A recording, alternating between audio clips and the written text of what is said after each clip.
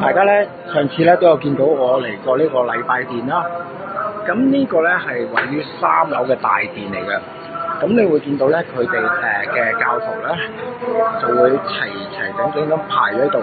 咁佢哋按照嘅方法咧，嗱大家可以依家見到個大概嘅形狀。咁你會見到地下咧，其實一格格嘅位置就係每一個嘅教徒咧，佢哋會企嘅一個地方。嗱講多少少，因為上次冇講到嘅。嗱呢一個嘅拜殿咧，下邊兩個條柱有一盆花嗰個咧，就係教徒企嘅位置。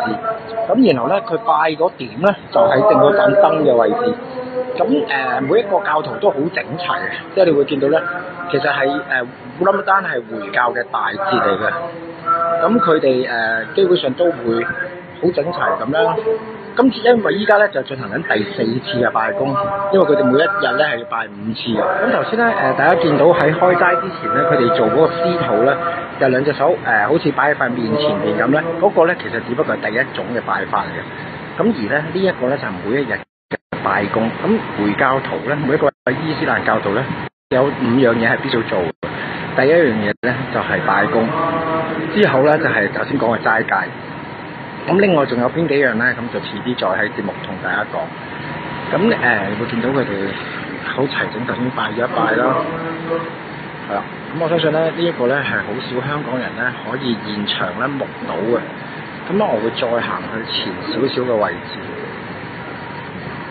咁咧佢哋好好啊，因為今次係獲得清真寺批准。咁Adeel本身咧都係呢一個嘅呢個香港伊斯蘭嘅一個嘅一個中心嘅一個負責人啦。咁佢亦都好希望可以向港人咧推廣到佢哋嘅信仰啊。見到啦，最遠嗰個咧，嗰個嘅石龕上邊咧有啲金色字寫住嘅位置咧，咁嗰個咧就係歌頌呢一個真主啦。真主係唯一嘅神啦，係啦，穆罕默德咧就係佢嘅先知嚟嘅。咁而大家會見到係就會有一啲嘅唱頌啦，咁一陣間咧亦都會有一啲嘅禮拜嘅過程。咁咧我好坦白同大家講，即係喺清真寺入邊遇到嘅一啲穆斯林咧，全部都相當友善，都係相當友善。同埋咧，回教咧有一個好重要嘅規定咧，就係任何嘅一位嘅教徒咧喺度進行緊拜功嘅時候咧，係唔可以騷擾佢，亦都唔可以咧同任何四周圍嘅人去交談，因為咧佢哋覺得咧每一次拜功進行嘅時候咧，做嘅每一次禮拜咧，其實咧都係同神嘅直接溝通嚟嘅，即係話佢哋唔可以咧喺嗰個過程入邊咧，會阻礙到佢哋自己同神嘅一個嘅直接接觸啊！咁所以咧呢一個希望大家如果有機會都可以嚟到清真寺呢度咧，去目睹教徒佢哋嘅一個嘅一啲嘅禮拜，因為我哋作為香港人咧，其實未必會清楚，又或者根本都唔知道，又或者從來都冇機會睇過咧。喺香港嘅伊斯蘭教徒，佢哋究竟喺嗰個宗教儀式啊，我哋可能好容易走到入教堂，又或者一啲嘅寺院入邊去睇到。咁但係一位回教徒嘅一個儀式係點嘅咧？其實我相信冇乜幾個香港人咧係曾經見過嘅。咁所以咧，今日咧，Kiyo咧好高興咧，可以再同大家咧嚟到呢一個嘅清真寺。咁咧就睇到大家即係同大家去睇到嗰個開齋飯嘅過程啦，亦都咧可以同大家咧喺呢個嘅禮拜殿度咧，真係去睇到咧呢一個嘅佢哋回教徒做拜功嘅時候嘅一個儀式同埋過程。咁因為咧呢一個係一個好莊嚴嘅一個宗教儀式。咁希望咧 Kiyo 咧可以喺日後嘅節目啊，又或者咧喺一啲嘅文章上邊啦，可以同大家分享多少少呢一個回教徒究竟佢哋嗰個嘅儀式啊，又或者信仰啊，甚至乎一啲嘅風俗係點。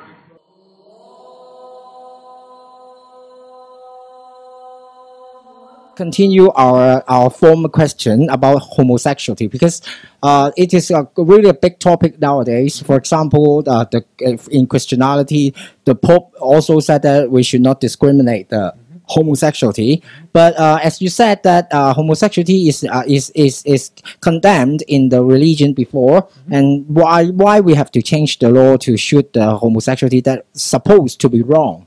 So I'm not going to discuss about is it right or wrong, but because it is the religious angle. But I wish to know, as we heard that in some territory controlled by ISIS, they will kill the homosexuality directly, or do some brutal manner to them. So do you agree with that, or from the point of view of a Muslim, how to treat the homosexuality people? Okay. First of all, I mean, obviously, as you explained already, we're not going to discuss too much about the religious thing, but obviously homosexuality, it is a sin in Islam.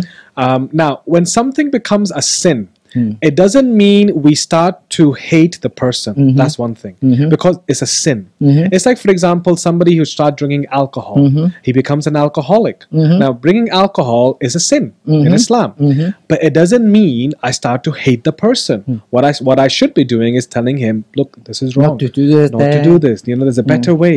You know, same as homosexuality. You know, being gay in Islam is definitely not allowed, and it's something that God has said in Islam and in Christianity. There was a people who were punished quite severely. It was the time Prophet Lut and Prophet Lut, who were punished severely because they were doing something which was outside the natural way of life. Do you understand what I mean? So just to give you the background. Now, the question you asked is that how should we treat Muslims who are gay? I think that's the main thing. Or even non-Muslims who are gay. We should still tolerate them. Okay? We cannot, if you, for example, if I find a gay Muslim in Hong Kong, I can't start going, okay, you know what, I'm going to kill you now. It doesn't make, it's not part of the Islamic ruling. Do you understand what I mean? Yes, in Islam, there is a ruling where it says that if you are living in a Sharia law country, so where the Islamic law is being established properly, at the moment, most of the people will tell you that most of the places don't even have the Sharia law. Even the Muslim places. For example, Iran. Exactly. So that's the thing. You know, when you start talking about Iran, then we have to start talking about Sunni and Shia. You understand what I mean? So that becomes a little bit more complicated or challenging. You can decide by yourself. But just to go back to the question is that, you know, there are some laws which are under the Islamic law which can only be applied if they are inside a land which is being run by the Islamic law properly. At the moment, most of the teachers, most of the Islamic scholars will tell you there's none at the moment. But how to judge it is run properly or not? By going back to the scriptures. By going back to the Qur'an, going back to Prophet Muhammad peace be upon him, what would he do? For example, how can you give us some example to explain? For example, Iran is a Shiva. Iran is a Shia. Majority of them are Shias. But why the scholar or the Muslim elite to tell us they are not having the Muslim law run properly?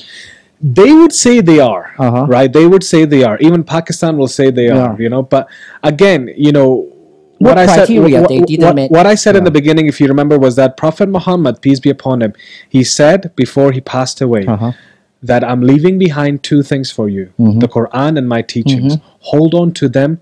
And then there's another teaching which says hold on to them with your molar teeth, which means hold on to them tightly. Do not think about anything else. Do not start questioning even. You understand? I mean, some people say, whoa, I want to question. Yes, there's a time and a place. But when there are some rules that are given to you, because Allah and the messengers knew they were better for you, then we should not, you know, waste our time in trying to see which is right, which is wrong. So if they can provide proof from the Quran or Prophet Muhammad's teaching that, you know what, I'm going to do this, I'm going to make this law happen because I can give you the evidence, then it's part of the Islamic law. Do you understand what I mean? If I, for example, tell you today that, you know what, I can go and kill non-Muslims in Hong Kong today because, well, you know, that's part of Islamic law. You can't do that. You understand what I mean? You need to provide proof. Okay. Do you understand what I mean? Okay. Like, for example, what ISIS are doing right now. They are basically taking some of the teachings of Islam, but they are twisting it. Okay. They are not applying it from A to Z.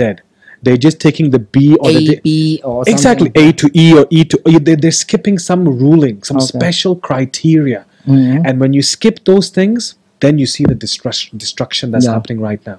So to go back to the question, how do we treat gay Muslims and non-Muslims? We treat them with tolerance. We don't accept their sin, of course. Same as, like I said, if I see someone who is cheating an exam, for example. No, killing or something. Killing, for example, right? Or some murder, for example, right? Now, again, we don't like the sin. We don't like the act because we believe this is not what God wanted us to do in this world. But we should not treat them in a harsh way. We should still welcome them, teach them that, look, this is not the right way. You know, this is something your heart is telling you to do, but it's not what your Creator wants you to do. So we should still be using soft approach, not hard approach. But then in Islam, there is a ruling about, you know, for being gay, we are told we allow them to have 3 days to change themselves. If they're not, then in Islamic ruling, again, the reason I said that in Islamic ruling, if the land is being practiced by Islamic ruling, then the punishment is by death for being gay.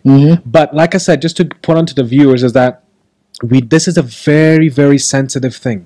You know, this is not someone who says, you know, I'm gay, but you know what, I don't want to tell people. You know, there's a lot of people who are gay Muslims, but they don't come out, you know. Now, if you come out and be proud of that, that's a different situation. Okay, that two things. There's two different being things. Being a gay or advocating the belief. Because now you are trying to, you know, corrupt the society. You know what I mean? And whenever there's a society matter, then this Islamic law has to be applied. Okay. To protect the sanctity, the purity of the society according to the God's way. You know, that person, if he doesn't want to go away from that sin, he just needs to leave that land where the Islamic ruling is being practiced. You know, for example, you have other rulings, for example, for drugs, marijuana. In some places, there's different rulings. Yeah, it's legal. Some places legal, some places not legal. Same as this thing, you know. I'm not trying to say that, of course, marijuana is still drugs. In Islam, anything which hurts your body is not allowed. You know, so homosexuality is not allowed. If you're living in an Islamic ruling run by proper Islamic ruling and you come out and you say, I am gay, we give you 3 days to change. If you don't and you're still there, then you are punishable by death. You know, capital punishment needs to be applied. So punishment by death is allowed in Islam, but under special circumstances, and there needs to be a lot of investigation done. It's not something if somebody comes to me today, okay, fine, I want to kill you now. It's not like that. It is a matter that needs to be taken to the court. You understand what I mean?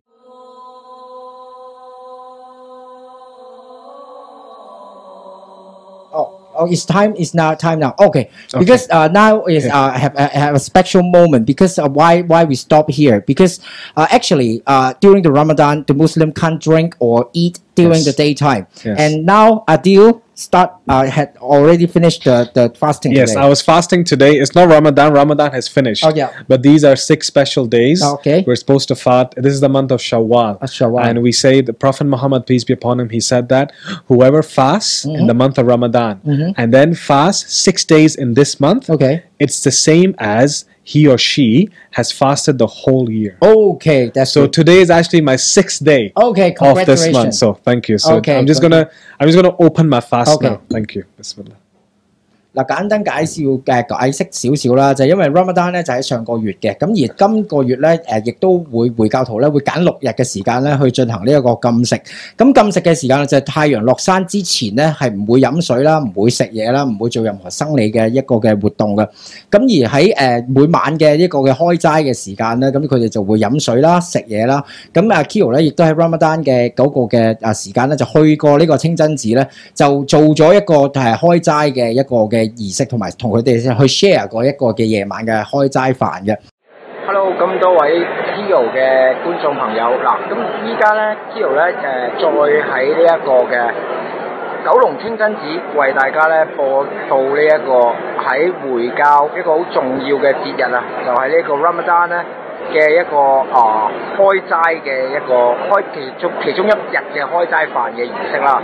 咁頭先喺 Part 1咧都同大家講過啦，回教徒咧一年一次嘅一個嘅Ramadan 咧就係呢個齋戒月。咁你會見到咧依家咧就係準備呢個嘅佢哋每一日落嘅時候開齋飯嘅時間啦。咁我哋不如咧睇一睇現場嘅情況先。咁依家咧回教嘅一個嘅宗教嘅一個上師啦，就喺度咧就同教徒咧就講緊一啲嘅教義。咁頭先Adeel同我講咧，就話一啲嘅信徒咧準備咧佢哋都會排坐啦喺度啦。咁我見到咧其實清真寺嘅寺方咧都有供應一啲食物嘅。咁佢依家上師就喺度講緊一啲嘅道理啦。嗱，咁依家大家咧見到嘅咧就係開始呢一個開齋嘅儀式啦。咁咧頭先有位上師講完一啲道理之後咧，就開始有一啲嘅禱告。咁咧呢一個嘅禱告咧，其實係所有嘅穆斯林咧都會做嘅。咁咧亦都係一個好招牌嘅一個嘅手勢啦，就係兩隻手擺喺個嘴前面。咁呢個咧係一個穆斯林佢哋做司禱嘅時候嘅一個手勢嚟嘅。咁因為咧佢哋有分拜功同埋司禱啦。咁司禱咧就係好似譬如天主教、基督教徒一般做禮拜嘅時候雙手合十嘅一個做法。咁我要靜少少啊，因為咧而家係進行緊呢一個嘅司禱嘅時間。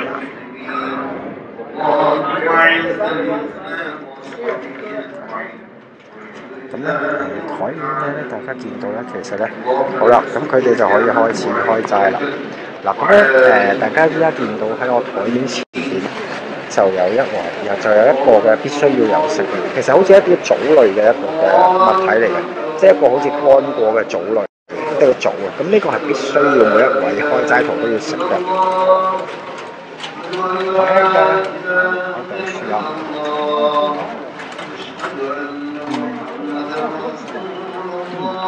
咁咧係一種棗嚟嘅，係會有一粒核啦，即係一個嘅核。咁同埋咧，除咗呢個棗之外咧，就係水咧，即係飲清水咧，亦都係開齋節必須要做。咁除咗係呢個嘅棗之外，呢個棗咧好似有啲似我哋中國人嘅一啲嘅紅棗啊，咁但係咧佢就長身少少。Thanks today for your teaching. This is the spirit of Ramadan. Mm-hmm. Ramadan is not just for Muslims; it's supposed to be for non-Muslims as well, to show them the mercy that this month brings. It's a month of mercy, it's a month of patience, thankfulness, and just to tell people to be more human. 阿Adeel講嘅意思咧，就係其實呢個 Ramadan 呢個齋戒月份咧，就唔係淨係 for 呢個嘅回教徒，亦都係開放俾全人類嘅。咁亦都係希望咧，大家可以透過呢一個嘅齋戒嘅月份啦，可以咧令到咧大家去學識thank you，去學識呢一個嘅平等啦，學識呢一個嘅，所以簡單啲嚟講就係一個行善啦。So this is a kind of juice, right? Yes, it's a rose made of roses. 呢個咧係玫瑰花做嘅一個嘅飲品啊，咁我試一試先。好香一個 ，very rose， 即係好有玫瑰味嘅，即係玫瑰好似一個玫瑰花茶咁，但係佢就更加甜啲嘅。佢哋咧頭先Adeel話咧就工作人員咧就會喺廚房度咧就會不停去攞嗰啲嘅你見到啦，大家。就會不停咧喺度攞一啲嘅粥出嚟，咁嗰啲咧粥咧就會係俾在場嘅教徒啦，咁在場嘅教徒咧就可以咧將呢啲粥咧就帶翻屋企咧，就俾其他屋企人嘅。咁你會見到咧咁佢哋都係去攞，即係呢啲嘅教徒都會去攞嘅呢啲嘅粥。想試下。Just be careful. 咁咧呢個粥咧係可以直接飲嘅，即係好似一個羹咁啊！等我試下先嚇。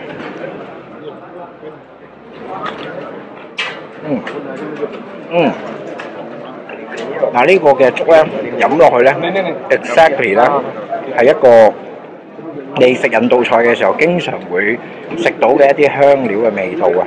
咁咧佢就會更加濃啲，咁但係咧都會食到一啲米啊嘅一啲嘅火粒嘅。咁但係咧我覺得幾特別呢個。So, Okay, you won't be thirsty now. No, I'm not. So then I will really thanks for your interview today. You're suffering from your first, or not suffering, actually enjoying your first tea. It is an enjoy. Yeah, yes. enjoying the first tea, and then now you won't be thirsty anymore. Yes. You know, may God. I'm honestly, I think you deserve to have the God reward. I hope so. We hope so. I hope so.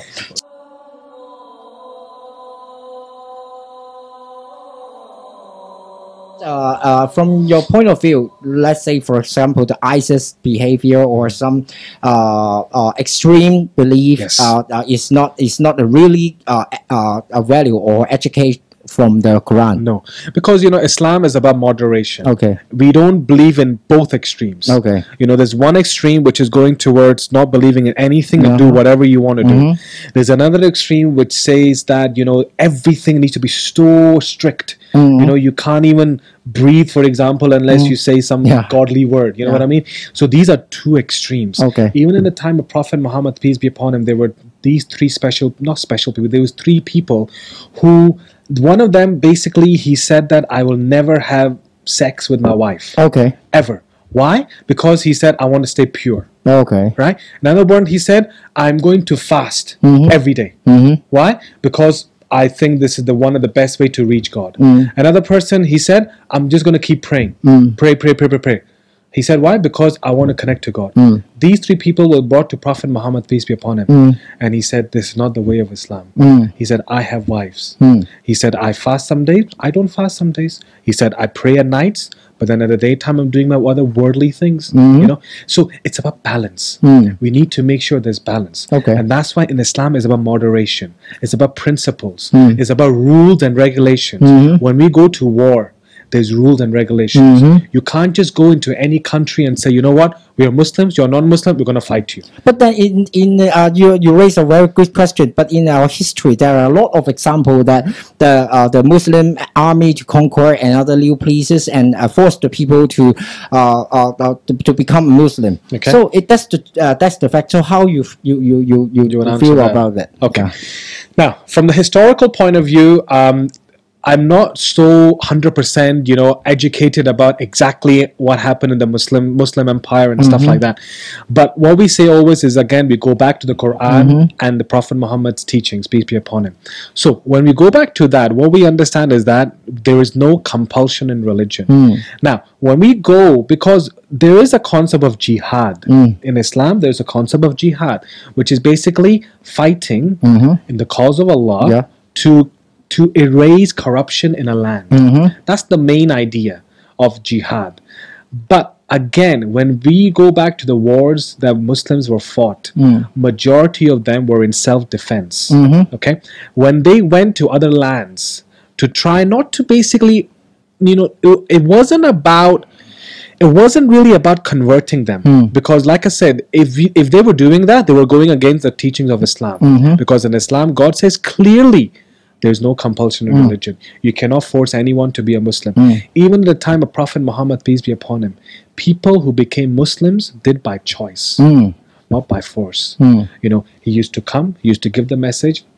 People used to say bad things to him. His people started to grow in numbers. The best example I can give you right now is when Prophet Muhammad and his people, peace be upon them, peace be upon him and the people, when they came back to Makkah, because they had to leave Makkah because they were being persecuted and oppressed in that land by the pagans, the Arab pagans. So they left the land.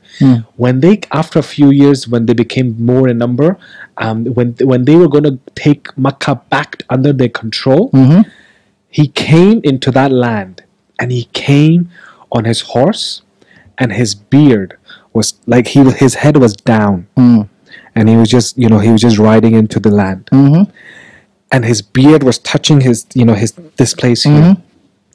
It was a moment of humility. And when he came, he said, "How do you think I'm going to treat you now?" that these are the people that killed his friends. These are the people that killed his family members. And they're standing in front of him right now. And he said, how do you think I'm going to treat you right now? And the people who are not Muslims, they said, we found you to be an honest person, a trustworthy person, a right person. So we know you will treat us well. And he forgave all of them. And he said, go to your homes. Whoever is in their homes, no punishment, nothing will come to them. So this was a sign where, the land was taken back, but there was no force being applied to all the people in front of them. He didn't say to them, right, if you want to live in my rule, you need to be a Muslim or else get out of here. He didn't say that. He said, you will have your rights. And Islam, there's rights for non-Muslims. In Prophet Muhammad, peace be upon him, he actually said that if anyone living in a Muslim land, if there's a non-Muslim living in a Muslim land, and someone takes away his right, on the day of judgment, Prophet Muhammad, peace be upon him, said, I will be in war with him, with that Muslim. Okay. So just to give the rights. If you go back to Jerusalem, when the Muslims and the Jews and the Christians were living under Umar. Exactly. Umar ibn Khattab, radiyallahu anhu, may Allah be pleased with him. That was the time of mercy. That was the time of justice. At that time when the Christians were prosecuting the Jews were coming into the Muslims and saying, we want to live under your ruling. Because we find justice in your ruling. We find tolerance in your ruling. We find, you give your rights to different people and you don't force anyone. Okay. You know what I mean? So, when we go, again, like I said, history and religion, sometimes there's no connection between them. So, whenever somebody asks me this question, I go back to Prophet Muhammad, his friends, because we are told by Prophet Muhammad, he said that, peace be upon him, he said that the best generation is my generation, and then the generation after me, and then the generation after them.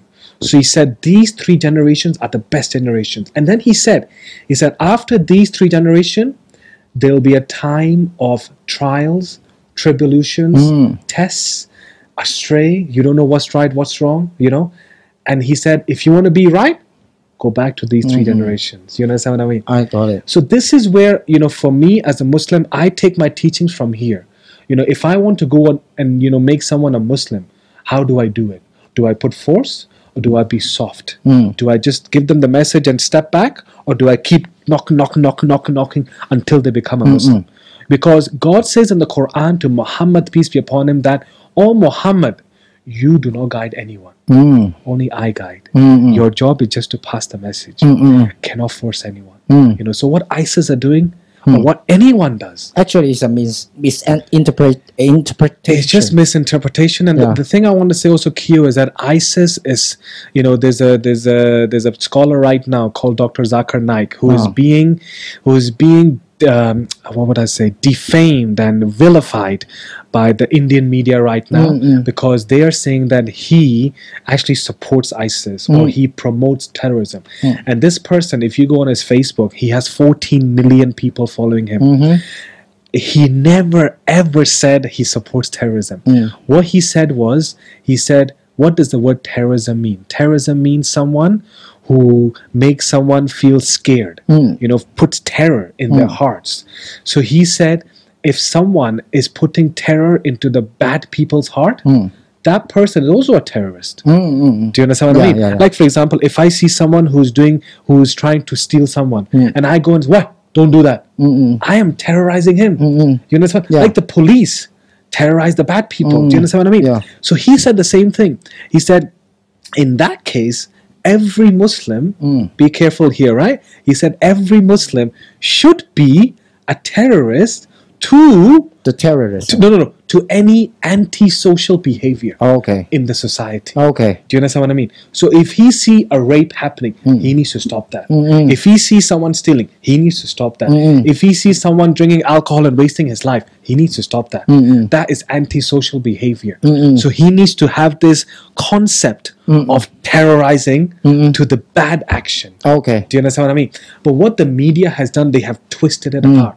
They said that, look, he wants Muslims to be terrorists.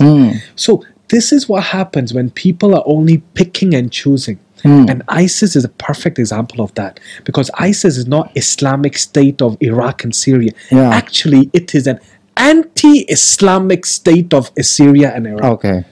Is AISIS. That's what we are saying now. Okay. We are saying they're anti. Okay. You understand what I mean? Understood. Yeah. So it's very an interesting idea about these critical or some very sensitive idea or topics. Yes. And then I think I will end this part 2. Okay. And then in the part 3 we will talk about some I can say very very interesting practice or belief about Muslim. Why Muslim people can't eat pork and why Muslim people need to pray every 5 times a day or for example, some interesting things that I would like you to demonstrate. For example, how to clean every day. Okay. Because, for example, last time I go into the Masjid, I know that there is a shower room. Yes. And then actually, they the Muslim have a practical steps to have the cleaning. clean so how to do it, and then we will show it to you in part 3. Thank you.